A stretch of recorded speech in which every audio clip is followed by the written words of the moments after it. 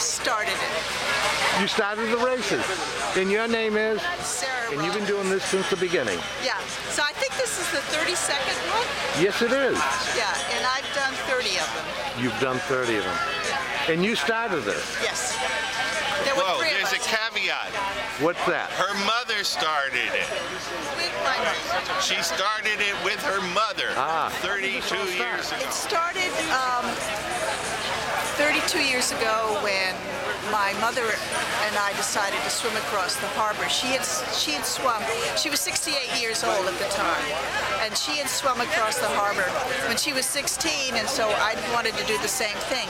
However, the water was very dirty, very dirty. We figured out how to swim by which way the wind was. So if the wind was going one, we'd go at one angle or another, so we would avoid the oil and all the junk that was on and sometimes the beaches, you couldn't even sit on the beaches. Wow. And they did close the beaches sometimes, but it was industrial waste, it was the cooking oil and the pogie oil, and the sewer was out here, the bubbler was off Pavilion Beach, Yes.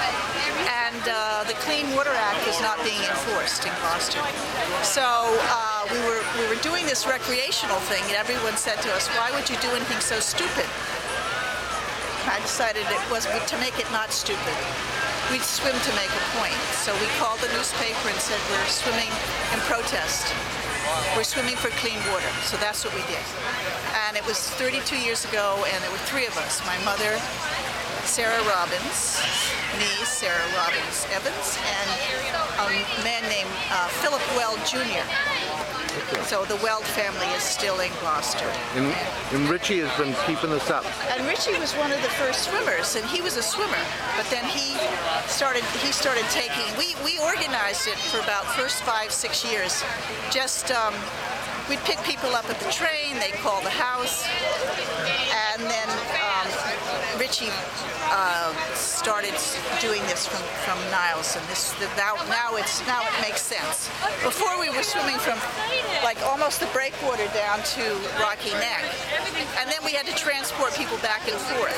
Here everybody's in one point. We swim the same distance, but it's where we leave and finish from the same point. Thank you so much. Let's say. But after 10 years, they changed the name to celebrate clean water. Okay. There was a person named Carolyn O'Connor who was in government. Yes. And she ran on a clean water ticket. And the story goes, she saw us in the newspaper. She called my mother. She said, will you help me campaign? And my mother said, I would be delighted. She said, I'm campaigning for clean water. My mother said, I'd be delighted. Shall I wear my bathing suit? So that's it. Thank you so much.